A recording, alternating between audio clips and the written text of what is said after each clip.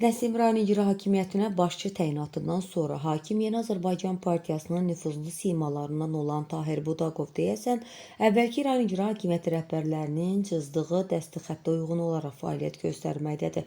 Hər halda son günlər sözgedən rayon ərazisində əməlli başlı quruculuq işlərinin həyata keçirilməsi, yeni obyektlərin yağışdan sonraki göbələklər kimi bir-birinin ardından peyda olması belə bir təəssüratı yaratmaqdadır.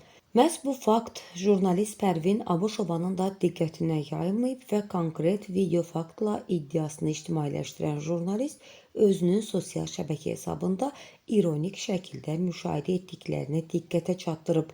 Nəsimi rayonunda quru əməliyyatı keçirilir. Nəsimi rayon icra hakimiyyəti başçısı keçmiş başçılara şükür dedizdirir.